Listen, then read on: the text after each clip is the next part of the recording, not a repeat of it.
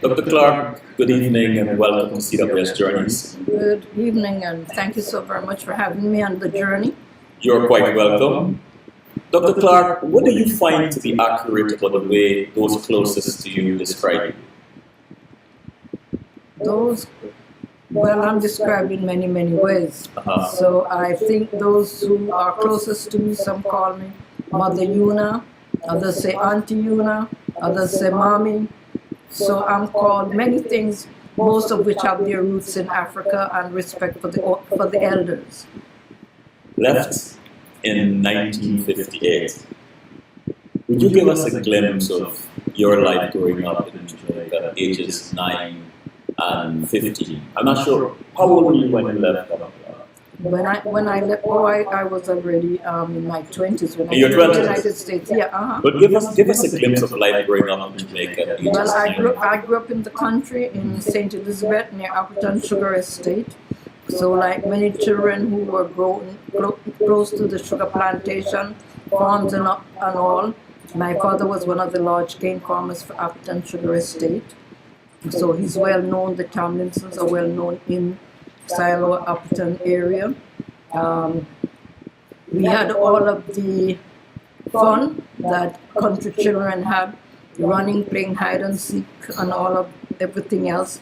The ring games were prevalent, and certainly all the stories that the elders would tell us, the grandparents and the parents would tell you stories, including even dopey stories. So if they want you to be afraid, they tell you a story about some ghost that's going to come and overtake you, so that you learn to behave yourself and do your lessons so that you don't get frightened by a ghost.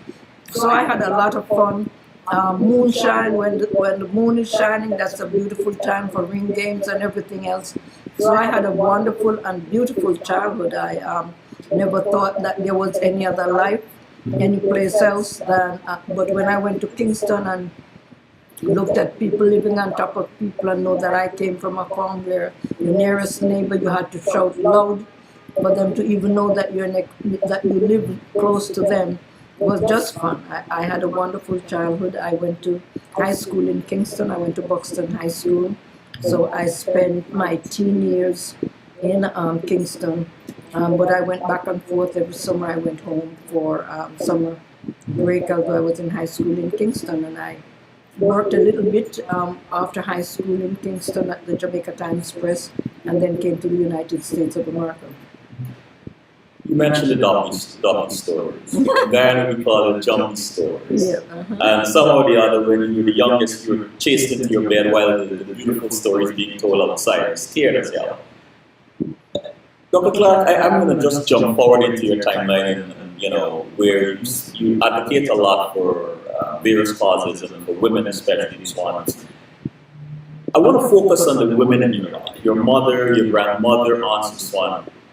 Among them, who would you say told the best dopey stories, if there was such a thing? My mother was good at it. I wasn't fortunate enough to be with my grandparents. Oh. I just had one grandfather that I actually knew, and a great grandmother. As a matter of fact, my grandfather's mother I knew for a short time. She was like 103. Bent over. My mother lived to be 103 also, so I come from a line of people that has longevity. I think it's all in the genes from Africa. I'm a Jamaican Maroon, so it's their compound spirit and the spirit of Nanny that keeps me going, and those stories that they told about coming before this earthquake or this storm to Jamaica. There's always fascinating story that people were able to tell their age and their years based on when the last hurricane, the last storm, or the last earthquake was. Dr. Clarke, your parents, Mom, I know in the Caribbean there are lots of idioms and proverbs and so on that they raised us with. Do you remember any saying that she used that still resonates with you today? When anything happens to my mother, good or bad, the first thing she says is, "Praise God from whom all blessings flow. Praise Him, all creatures here below. Praise Father, Son, and Holy Ghost." So then I didn't even know it was a prayer because she said it so often. And when anything that she didn't expect happen or something she expected happen, so whether it was something for good or something to praise, she always said that. But apart from that, my mother and my dad are always giving us stories about how you live your life and what your life should be like. And they would give you stories of what their parents expected of them and what they expected of us. Dr. Clarke, it seems as though I'm going to dance around your timeline tonight. I'm just going to go with the flow. You mentioned the Spirit, and I'm just going to follow the Spirit here this evening. You've had an amazing journey, lots of challenges. You're out there, you've been out there, and advocating for so many causes and so on, regardless of the odds. When you go back in time to your childhood, being raised by these amazing parents, would you say that that strength, that courage, was formed back then? It was formed then. My father is a man of great courage and faith. As a farmer, he would go to Appleton Sugar Estate. He would estimate how much sugar cane he was going to sell, how many tons, and he would get the money for our tuition in high school or for anything he was going to do, because he knew that that was where his livelihood came from. And so he's a man of great faith, a man of substance. My father was probably the warden in his church for about 56 years. They would not let him go. He was the minister's warden and confidant for whatever priest would come from anywhere. In my time, they came from England because I was a member of the Church of England. And they would always want my father to be the warden and the confidant of St. Barnabas Church in Silo. And so I grew up in the church, so I had no way. All six of us, we got ready for church, for Sunday school. We came home and we had to recite what we learned in Sunday school, so that I am a real spiritual being. I put it that way because it's formulated from my childhood that you believe that there is one that is bigger than you. And that and brain power are the only two powers you need to worry about, your brain power and God, the ultimate power. Here's this man of great courage, great fortitude, a man that so many respect. Church even wants him to leave. When you were appointed trustees in various organizations, do you reflect on your dad? I reflect on both of my parents, that you love others and you do to others as you would have them do unto you. I was given great opportunities, and I just figured I need to open the door of opportunity for other people. I'm going to read a quote. There is goodness in all of us. Some of us have had opportunities that others did not have, and we should use those opportunities to help those who did not have those opportunities. No one should make a decision about your life unless you have something to say about it yourself. Your words. Yes. Why is this so important? It is important that each person, one's self-image is based on what one thinks about oneself. I came to the United States of America. I came just before the civil rights. I saw the cruelty of the civil rights, and I just knew that I could not sit back and be quiet and be silent while somebody else is fighting the battle for me. So I put myself in the middle of it. I worked as hard as I could, especially among student and student organizations, to say we too have a voice. I may not have been able to vote at one point, but I still participated. So I learned that as soon as I became a citizen that I should register and I should vote. And one of the things my children, since they were 3-4 years old, they were going to the polls with us, and we've always voted as a family. My son, my daughter, my husband and I set the example that we have to participate, and that participation is in civic life as well as political life. This desire, this passion for all this, this drive to give a voice to the voiceless, Dr. Clarke, where did it come from?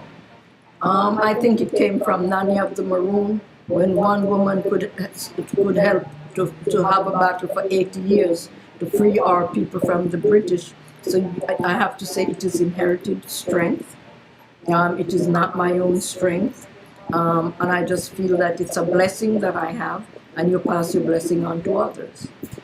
Dr. Clarke, you got this honor from the Jamaican government. I'm just jumping because, you know, you drop these amazing pearls of history. You mentioned the Maroons a couple of times. When you think of the Maroons, what comes to mind? A struggle, self-determination, the right to exist, and the right not to be used by other people, the right not to be a slave to anyone. And so that's very important to me, that my forebears fought the British for some 80 years up in the hills of Jamaica to free us as a people. And although the progress that people want us to make, they haven't seen it, but Maroons know that the land on which we live, we say it's bloodland, because our forebears shed their blood there, and that's why we're not selling it to anybody. The government of Jamaica is never going to get it. No use they tell us they find oil, they find gold, whatever they find up there belong to the Maroons, and so it's not for anybody but for Maroons and for their ancestors. You were in the middle of a group of the younger generation, your grandchildren. Let's bring them into this conversation. And you wanted to use the Maroon as an example to teach the importance of continuity, the importance of strength, the importance of heritage. What would you be telling them, Dr. Clarke, as a story? Well, I have told them the story, and beyond telling them the story, I've taken them to see for themselves, and that they can be a witness to who I am and what I am. The Congresswoman spent 6 weeks in a compound town while she was at Oberlin College with other students, just to be able to understand herself, her roots, and who she is. She got credit for being there, and she had fun for 6 weeks from Oberlin College in Ohio with her friends, just exploring and getting to understand the ruggedness of a compound town, and where her grandmother's father was a colonel, and so we you know, it's a nice touch of being a Jamaican. If you were to eavesdrop your parents, your husband, and your children telling a stranger about you, what do you think each of them would say about you? Just one of mine. Tough woman. Who's saying that? Everybody? Everybody. Oh, okay. I like that. Tough woman, don't try beating her at her game. She knows what she's about, and she's not going to change her mind about what she's made up her mind to do. I'm curious about something. I'm curious about this part of your journey. Here you are, a young student, right? And you've done well. We'll get into that. Excellent. Beyond excellent. But you started this journey in giving a voice to the voiceless and, you know, advocating for education and health and all these different things. But Dr. Clarke, you have set the pace. You have sort of pioneered a lot of these things as a Caribbean woman. Where did you draw who was your compass? What was your compass? I think basically I go back to my home and family. Every Sunday evening on our veranda in Jamaica, where all of the other cane farmers and the women from our little district, they would sit, they would talk, and they would plan together. As cane farmers, they would talk about how they were going to approach the next sugarcane season, what price they were going to demand for their sugarcane, and who was going to work with them to make sure that all of their sugarcane were cut on time, and that it would get to Upton on time, and that every ton of sugar cane would be at Appleton at the time it was supposed to be there, and that they would be able to get their second payment on time. They would be able to know what yield the sugar cane had in terms of how much tons of sugar it produced, and all of that. So I watch my parents organize early in life. I see them being very selfless by helping those who had less sugar cane than they would have, and they would combine their effort together to make sure that as a community and as neighbors, everybody was in sync with each other, that nobody was cutting against the other, but everybody was in unison, and everybody would decide who the spokesperson is. My father is always the spokesperson. My mother is the quiet one. My father said jump, my mama said, I know I'm gonna have to jump, but how high?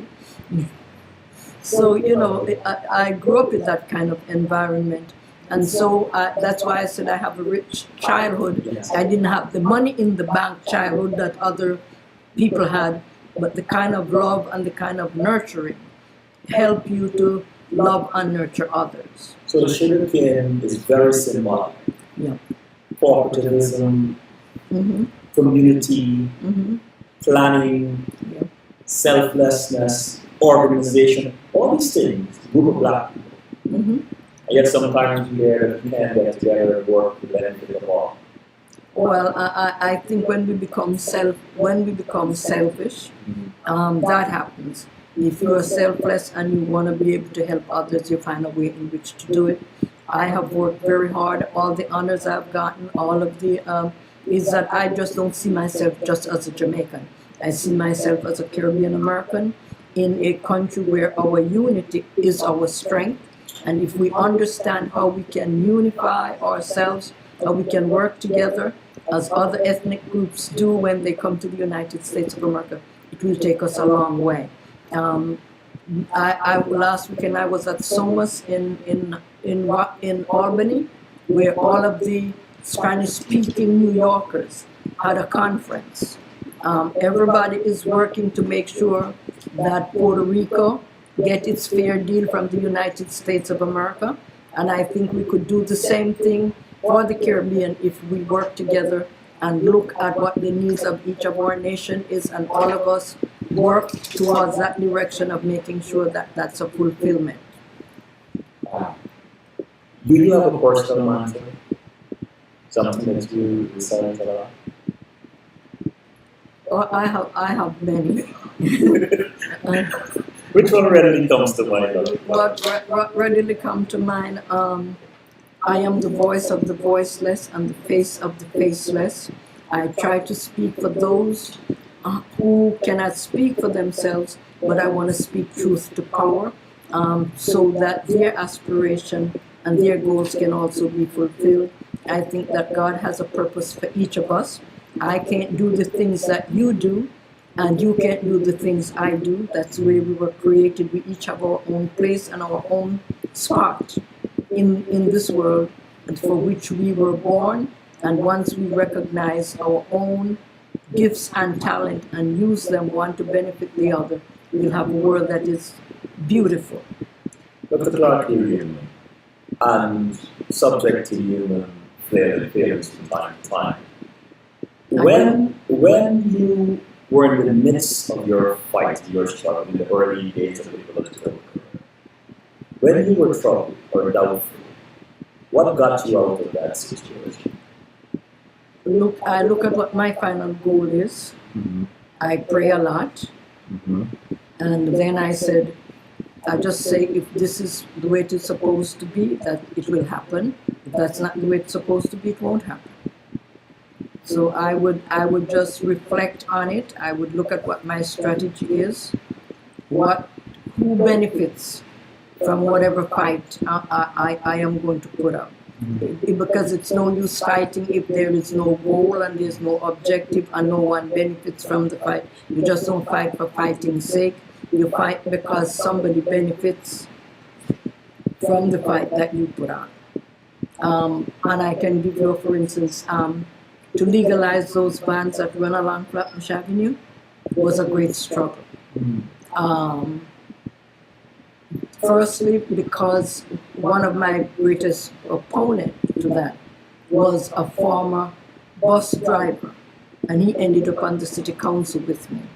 And it was very hard to convince him about what the role of entrepreneurship is when somebody owns it themselves, operates it themselves, and is accountable for all of what happens to being in that van, as opposed to the MTA or the transit authority being responsible for you being an employee. So to educate people about why a person would come from the Caribbean, go buy a van, carry other Caribbean Americans for $1 along the road, they couldn't understand it. And it was a real struggle. The MTA, the transit, the union, everybody tried to beat me out over my head. And I finally had to say to them, I'm not asking that the van run in your district. I'm asking that it run in my district among my people. Was that a defining moment? I had many defining moments, but that was one of them because it was a struggle. Yes. And it's not often you go against the speaker of your house, because the speaker is the most powerful person in the city council.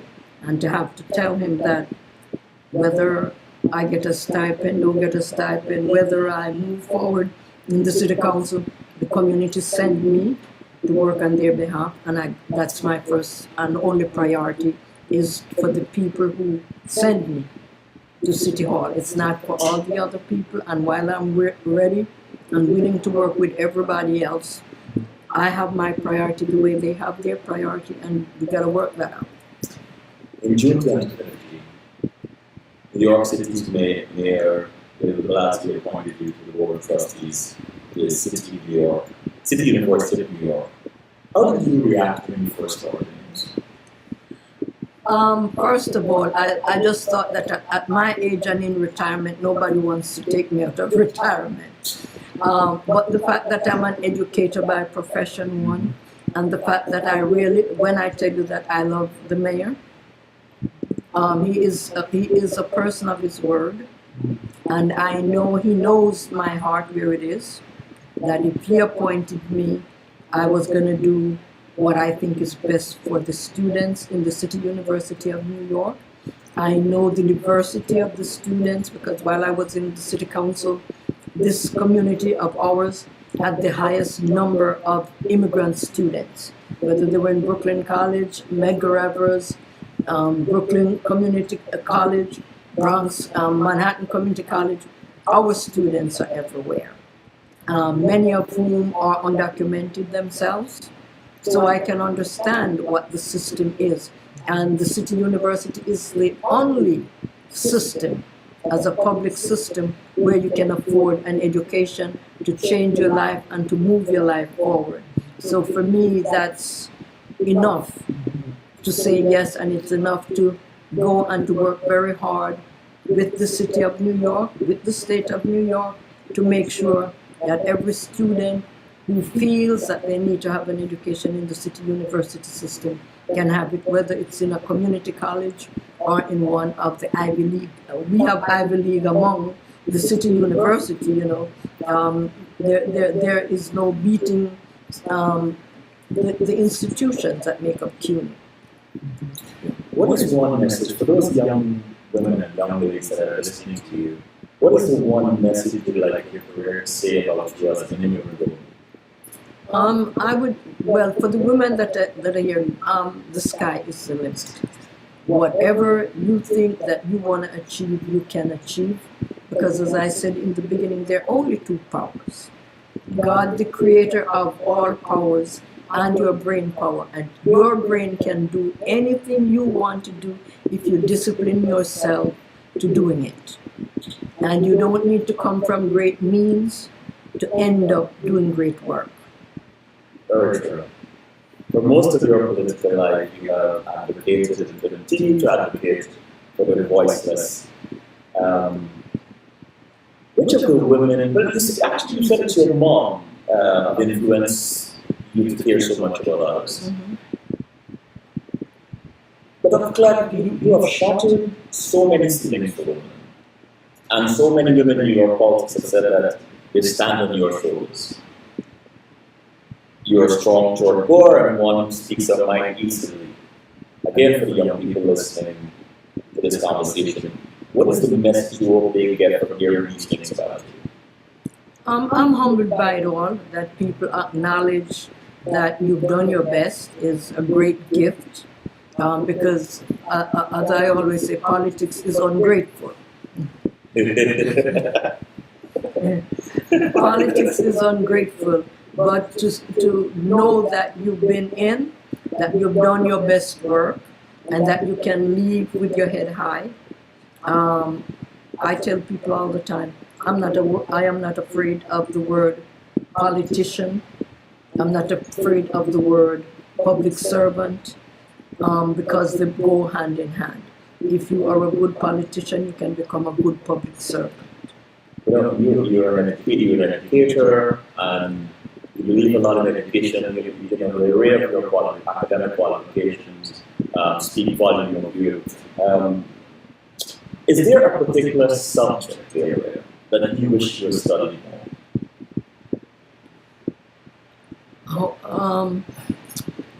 Subject area: mathematics and science.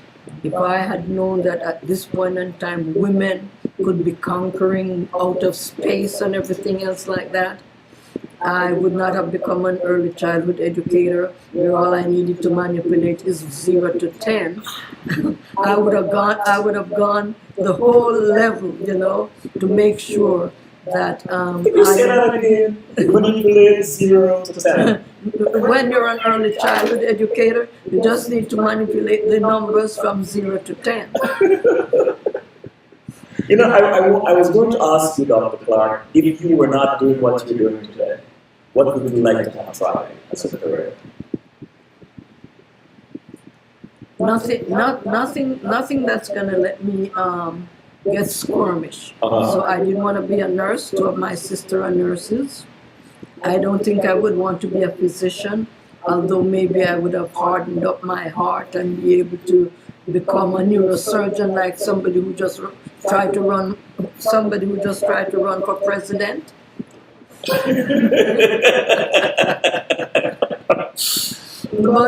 But I know I would have to have a specialty that is a real challenge. I am a person that don't like to monotony at all, so I don't like anything that is repeating. For me, I did career planning, that after I do 10, 15 years in one thing, I have to move on to something else because I like challenges in my life. Dr. Clarke, one quick question before we take a break. You've been here for a while, and through the civil rights movement. I've been here forever. Your words. You must have met and seen some amazing women in your time. I have. Dr. Clarke, give us a few that really stood out for you. I know it's an unfair question because it's so many. No, the first one is Shirley Chisholm, followed by a woman by the name of Rose, who became first woman to be a deputy mayor under Edward Koch. Then there was a woman by the name of Sybil Holmes from Barbados. I had some amazing women with Caribbean background when I first came that kind of just embraced me, and I made sure that I stayed on track with my education and everything else. Shirley Chisholm's husband is from my area in Jamaica, Conrad Chisholm. So I know Shirley very well during my time, and my sister's husband and her husband, Conrad, were co-workers at the Department of Health together. And she was an amazing woman. I learned a lot in terms of being forthright as a politician, make sure people know what's on my mind, the way Shirley did it. So I've met Coretta Scott King, Dr. King's wife. Malcolm X's wife worked at Medgar Evers College with me. So I know a lot of the women who during the civil rights were the women who supported, especially the men who were the leaders of the civil rights movement. Let's take a word.